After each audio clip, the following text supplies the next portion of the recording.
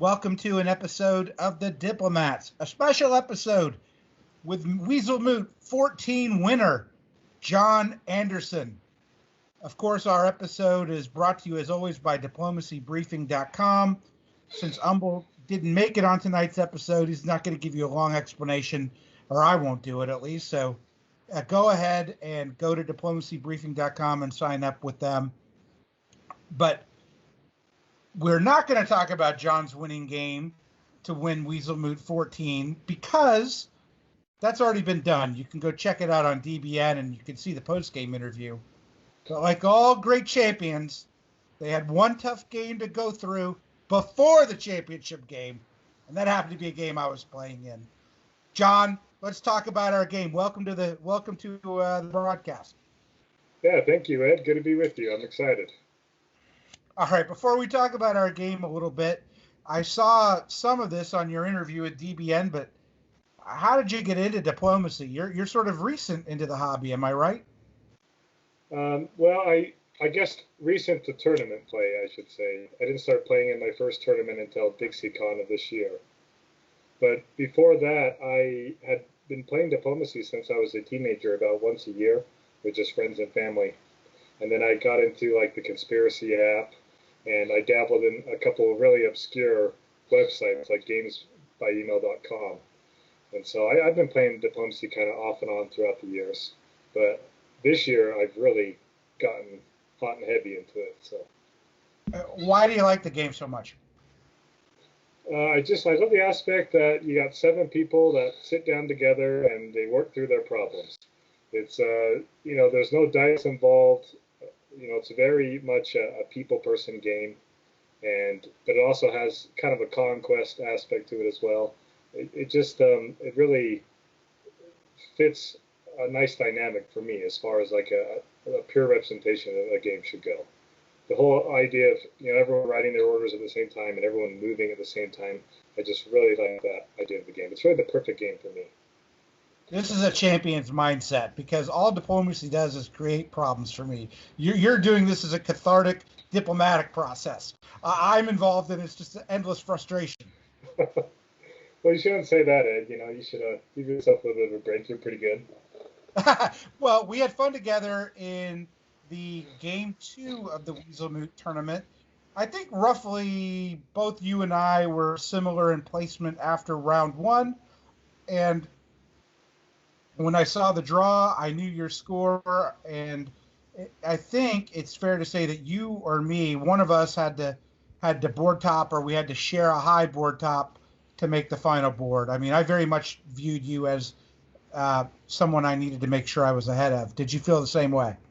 Yeah, I feel the same way. I think you and I were we came into this in like the 20s, and so we both really needed from my perspective, I felt like I couldn't come into this needing a shared board top. I felt like I needed to top this board and even top it in a high place, in a high center count. So that was kind of my mindset going in, and you were really the only other person, I believe, on this board who was in the same situation. So right. Yeah, this will be fun to analyze it because since we were both on opposite sides of the board, we can kind of fill in kind of the gaps and develop kind of a more clear picture of what happened in this game. Yeah, so let's talk about it. Okay, we got just an alphabetical order by country. I was Austria, you were England. Tommy Anderson, a well-known good player, was France. Ben Kelman, who's not new to diplomacy, but new to virtual tournaments like you and me. I think we all started this year playing Germany. And Italy, Russia, and Turkey, I would all put as newer players. Yeah, what was your experience with some of these guys? Do you know the name of the Italian player? I don't know the actual name or the Russian or the Turk, who said his name was Tanj, but that was a play on his first and last name, so I don't really know what his actual name is. Maybe you can put it in the comments section, but I knew Ben Kelman really well, oddly enough. As well as you can know someone in diplomacy. I think it's the 3rd time he played Germany we've played together. And the very first game I ever had was at DixieCon. I was Austria, he was Italy. So we got along pretty well in that game. So I thought I had a pretty good feel for him, and I knew Tommy Anderson had a good reputation, but I hadn't played with him personally. How about yourself? Yeah, I came into this playing all three of my neighbors I had played before. So Tommy, we had a game together. It was one of the VDL games, the Virtual Diplomacy League games. I was Russia, he was Austria. I ended up stabbing him and topping that board, but we ended up working well together, and he placed pretty respectfully that game. Ben, I really enjoyed playing with Ben. He was France, and I was Italy in a game together, and everyone decided to run in on him.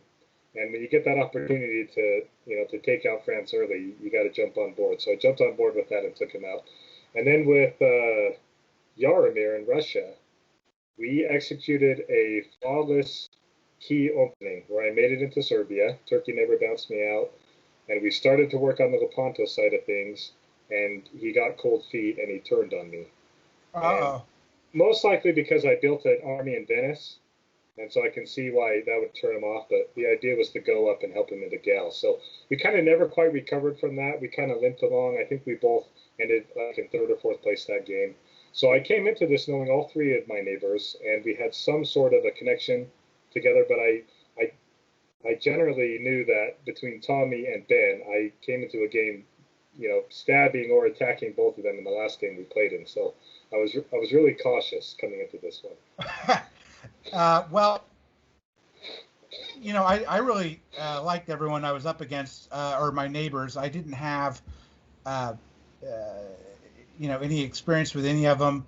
I mean, I don't mind an AT online, but I haven't successfully done one in a virtual tournament. My natural bias is to sort of get rid of Turkey, and Italy and Russia seemed on board with that, and I sort of hit it off.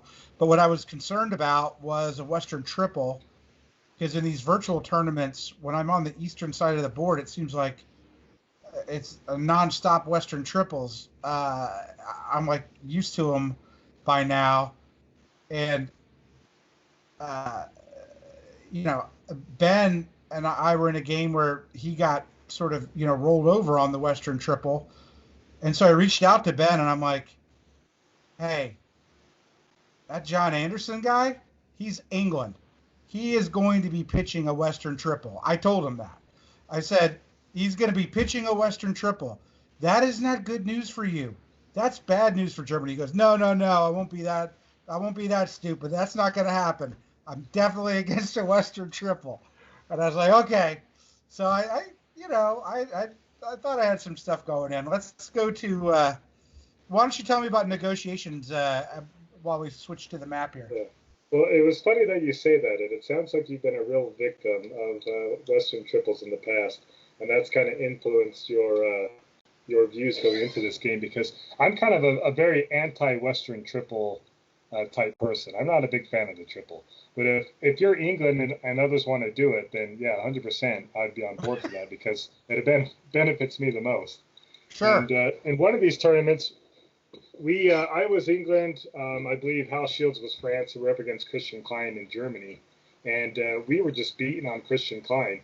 And he put up a great tactical defense, and because of that, it really opened up the negotiations for them to form a triple.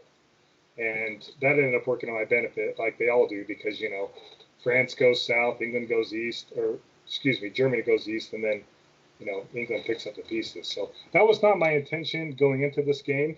When I had my talks with Tommy, I had a really good relationship with Tommy. Tommy, I know he's a good alliance player. He's a smart player. And so I really wanted to come in working with him. And out of the gate, he approached me, and he didn't want to move to English Channel. He wanted to go capture Iberia. And right off the bat, he was telling me he was kind of leading Ben onto what his moves were going to be.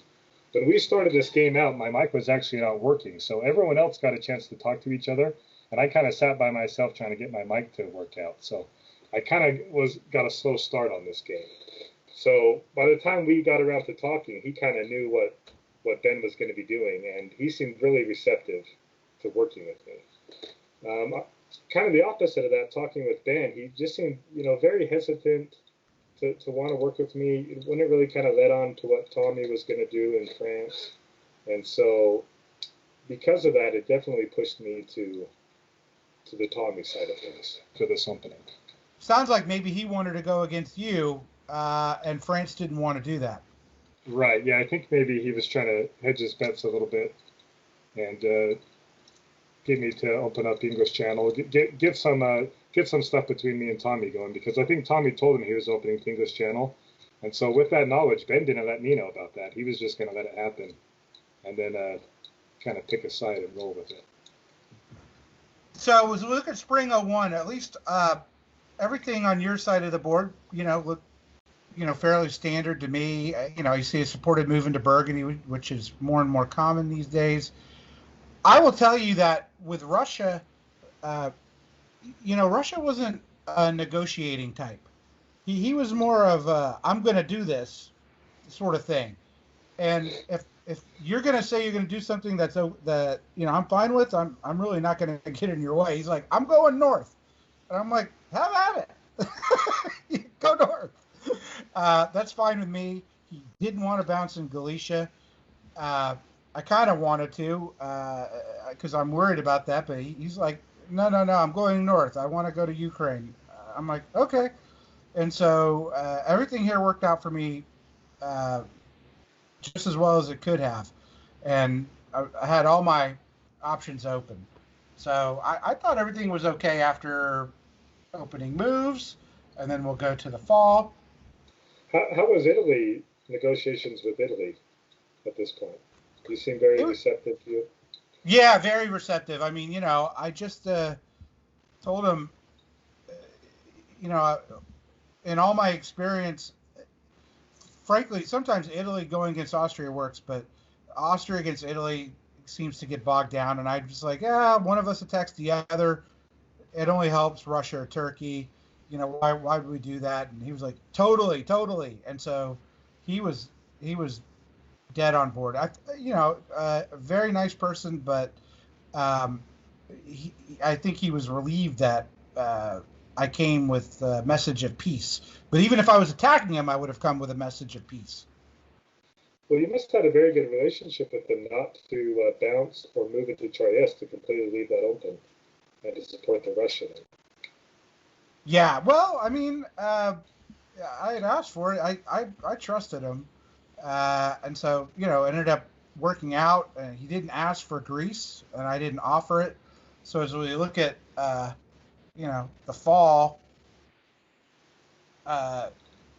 here I am supporting, I basically tell Russia, hey, I'll support you in Romania, but you got to bounce the black. We can't give up the black. And he's like, yeah, totally. So I did that. Of course, you see Turkey does the same thing. And at this point, Turkey and me essentially, I guess, had a bet as to who was Russia, working with. I felt pretty confident it was with me. Turkey thought it was with him. We'll see how that goes later on. And in your end, I noticed that you got into Belgium with support of Burgundy, even though you didn't need it. Tell me what happened. Yeah, so it was really interesting because when Yaromir in Russia opened up north into STP, I mean, I was really worried. And so I had to go talk to him and be like, hey, man, like, you're really forcing me to play the north there. Like, I want to play down in the south. I want to go to Belgium. But because you opened up north, now I have to support myself into Norway.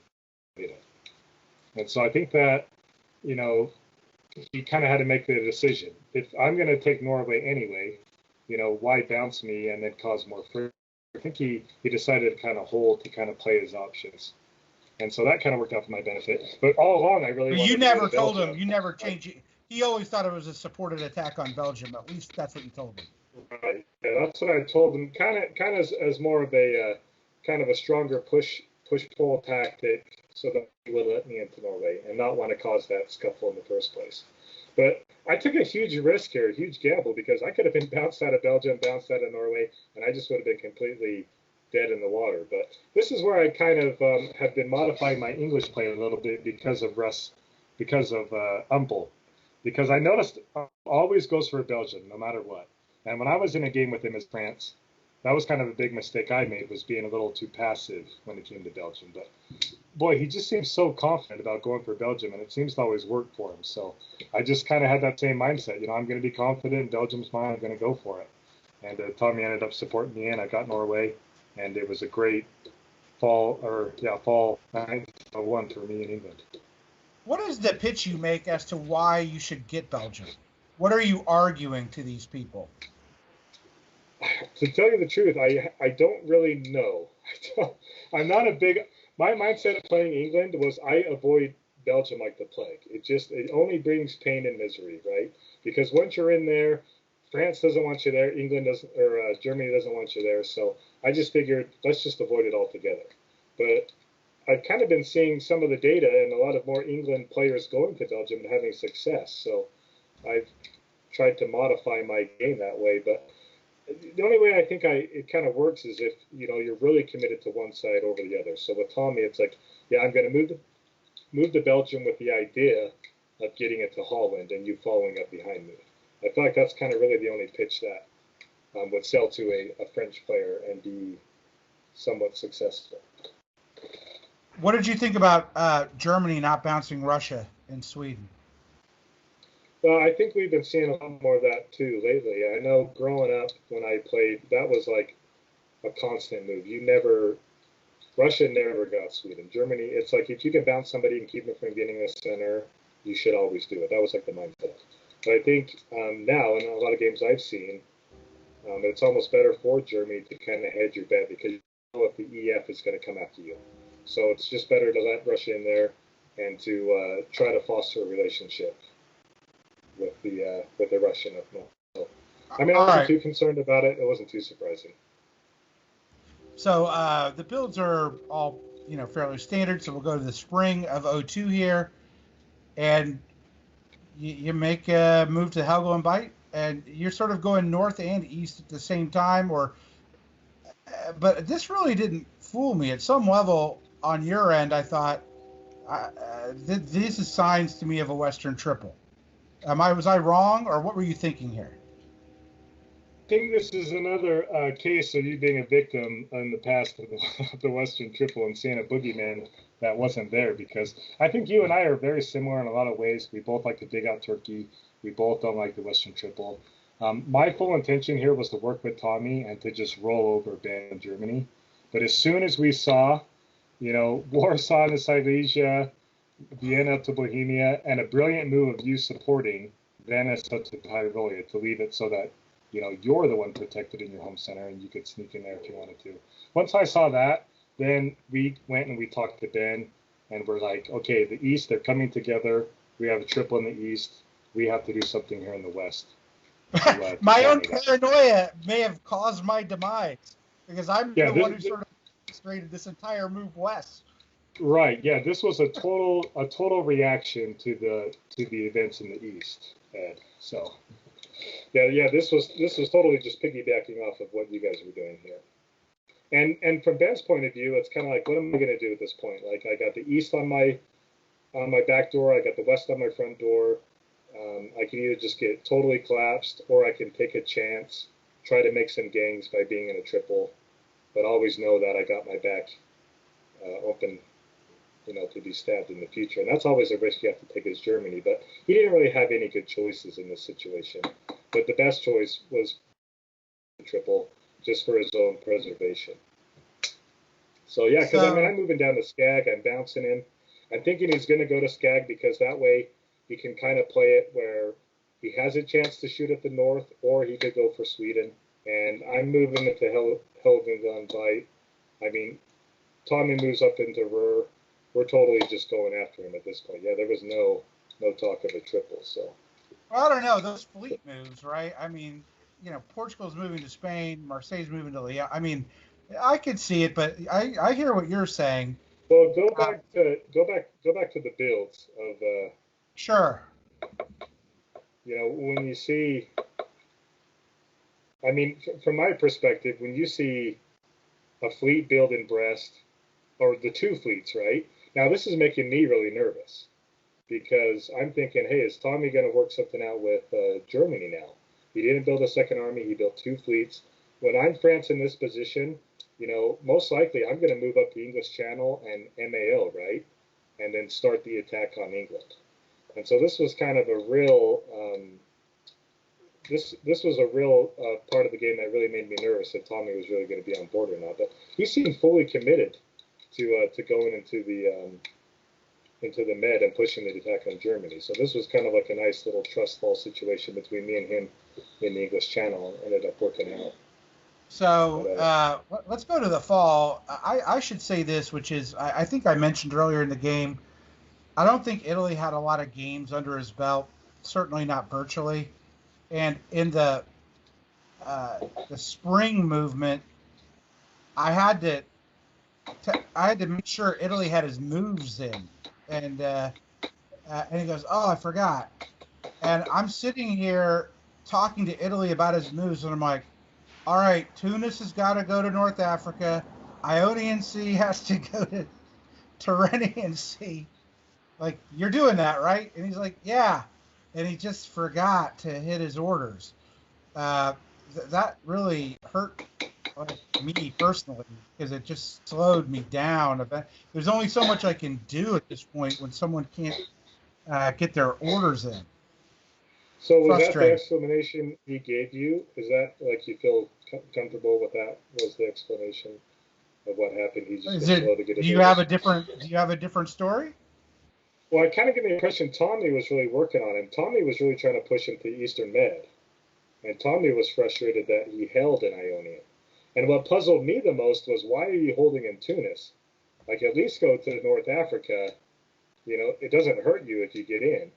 And then you're bouncing MAO either way. But so I was a little confused on what happened, but it sounds like he was just rushing to get his orders in and he didn't have time to do it.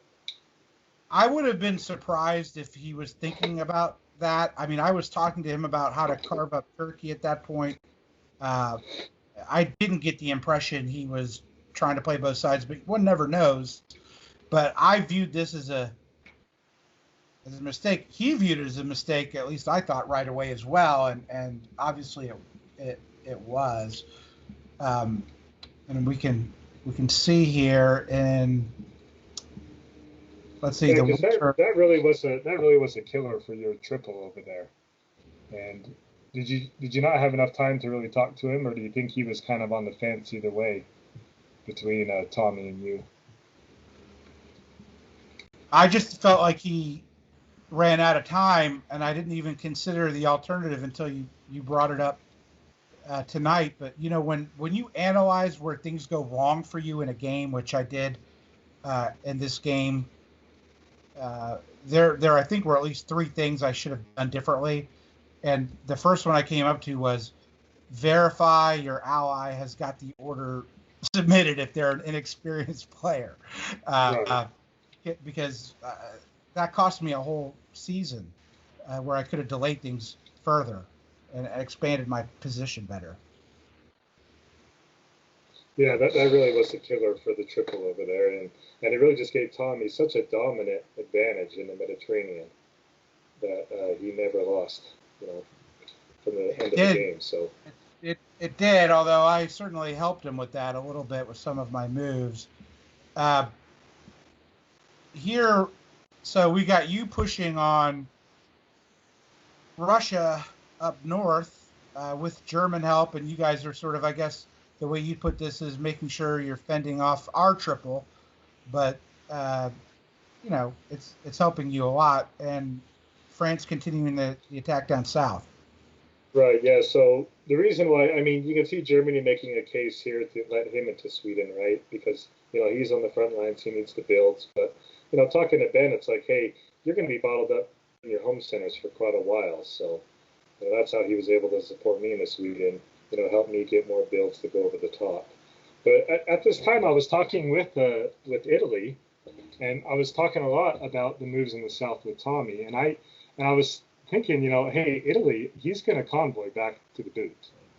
But I was thinking he was going to go to Naples. So I was telling Tommy, hey, bounce into Naples and then support yourself into Tunis, and then you'll just pop that army. And so, but he did a smart move by going into Apulia. Then, all those black arrows in the south, Tommy just kept marching right in. But tell me what your thoughts were on the south here with these moves. Well, this is where, after I saw Italy didn't move to bounce France in 2 places the year before, in my head I knew this guy's not long for this game. So I had a number of priorities here. The first was to make sure France did not get a build in Marseille, because I assumed he'd move Burgundy to Marseille. So I convinced Italy to move to Piedmont, knowing that the army in Burgundy was essentially trapped there. So I didn't have to worry about another fleet.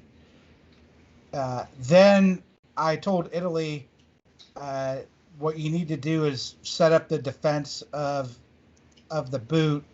So I did suggest the convoy to Apulia, and I asked him to let me move into Venice for the spring season. And I went and protected myself in Tyrolia, so I knew it couldn't be taken back. So I Italy said, okay, do that. And the way I sort of pitched that was, I'll try and get you something in Turkey. And he was okay. And then I set up the convoy here with Russia to Armenia. So I don't usually talk about how much I did, but I did a lot of the work here, okay, on this entire move set. So all of this was sort of my doing, and it was essentially to try and set up a stalemate line, which I ended up failing on. But the idea ultimately was a Mediterranean stalemate line that would have to induce you to attack France or Germany to give me an opening, because I saw that was going to be the immediate problem. And I think, from me and Tommy's perspective, we saw these moves as, you're setting yourself up to take advantage of your neighbor here because, that's great. Moving down to the Tyrolia, capping it off, moving into Venice, getting him to go to Piedmont, that's all great. Like, we see your fingerprints all over this. And I think one of the issues was you and I didn't really talk a whole lot until the mid-game. And so maybe we had some kind of preconceived notions about, the Western Triple. But it'd be interesting to see how this game would have went differently if there wasn't such a strong push in the East to go West so early on. Generally, I'm not a big fan of those. I really think people should sort out their own mess in their own theater and then take it across the line. But when it came that early, we just had to. We just instantly had to unite to try to stop it. So that's my bias as well, right? Which is I want to efficiently resolve a theater of war and get the jump on the other.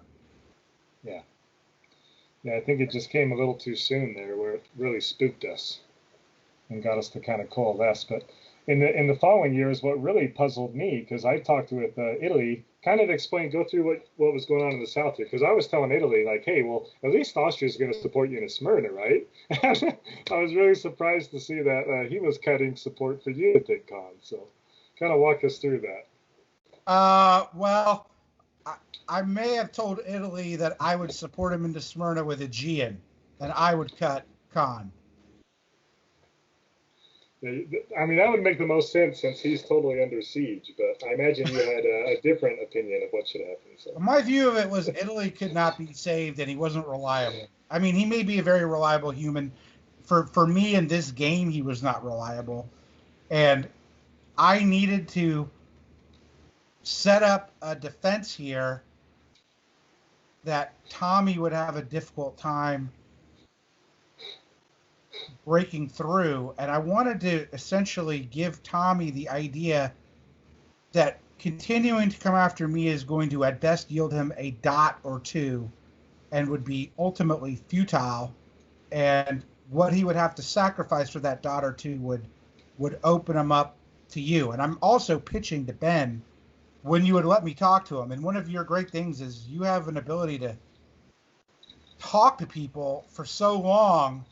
I'm messaging them. I'm like, can we talk? Can we talk? And you guys are probably laughing at me for being desperate, but I could not really talk to Tommy very much, although I told him everything I was doing at all times. I was making the pitch to him, just what I'm telling you. There's only so far you can go against me. John's going to turn. He has to turn. Where's John going to pick up his dots? Russia's trying to lock up north. How much further can he go? He's going to run out of railroad. But that's how it was kind of going on my end. Well, I got to say, from my end of things, looking at it, that was not the intention. I mean, there are certain times and places where you have to get somebody in a room and really kind of hold them down and work things out so someone else can't pull them away. But this was not one of these moments. I mean, we weren't discussing you at all. Ben was seemed to be very comfortable. I think he was kind of doing at least 50% of the talking in this conversation. So that was not a intentional thing to try to box you out at this point. You know, Ben was just telling me when I was making this pitch to Ben every season, he's like, what am I supposed to do? I'm between, you know, two people who need dots, you and England. And, yeah, Right, you know, yeah. I feel trapped. And I actually, you know, think that was an honest assessment of where he was at. Oh, I 100% agree. I mean, Ben, in this position, what are you going to do? You are not in a good spot. You are being held hostage by the triple. So you just got to keep pushing forward. You know, try to open up your home centers and get another bill to try to secure your position. And so, but that's the point as England where you got to be like, you don't want them to get to that position where their home centers are open and they have a build. That's when you got to make your move. So, I mean, Ben, he really was not in a good spot either way, right? But instead of just being totally sandwiched and killed off early, at least he had an opportunity to keep playing by staying with the triple. Yeah, that's well, that's But true. I mean, he made himself useful, right? So that's always helpful to people like who are but I dominating. I gotta say, Ed, I do feel really bad for Italy here. I mean, I 100% was like, oh, for sure he's going to support him in the Smyrna. He needs those units on the front lines. But, I mean, he just completely imploded right here. But yeah, I mean, me and Tommy, we were starting to see your fingerprints all over events in the East. But at one point, Ed, was this the time, 1903, when you really started to try to foster that relationship with Tommy and try to pull him on your Yeah, side? well, I'm a hard worker on the diplomatic lines, and I try to I try not to get crosswise with anybody. So I just kept trying to be friendly with Tommy. I found him to be a super engaging human being, and I built. Here he tells me I was going to turn on John. This was going to be the turn, but you built a fleet, and I'm like, dude. How can I not build a fleet here? Right, yeah. You have 3 fleets within 2 or 3 tiles of me. I have to build a fleet. And he goes, I know, but I can't. He told me at this point straight up, he goes, I'm just going to continue to attack you. He told me that. And I said, I respect that. And you know what? I do respect it when people tell me that. So, Well, he might have. I think if I would have built Fleet London, things might have been different. But at this point, I don't want Tommy at all thinking that I'm thinking about coming after him. I still have so much road to drive in the east here in Germany and Russia. I don't even want those thoughts entering Tommy's mind. So I built an army in London. I at this point I asked him. I'm like, I think he came right to me and said, "Hey, sorry, I built the fleet. Like it's going to MAO for sure." And it's like, okay. So I think if I would have built a fleet there, then we would have had a standoff in English. Then maybe you guys would have worked something out, and he would have pulled west. But I feel like because I put the army there, I showed the trust was still there, And then of course you build the fleet there, that keeps him on his trajectory to go deeper into the meta. so it seems like we had opposite strategies in a sense. I was trying to disincentivize him, and I was playing the negative reinforcement. You were playing positive reinforcement. Yeah, I want to keep Tommy. I know Tommy. He's a good alliance player. You want to get Tommy on your side early and often. And so I didn't want to jeopardize that at all until I'm in a position to do something about it. So on the spring moves, at least for me, I'm just trying to set up, a line here.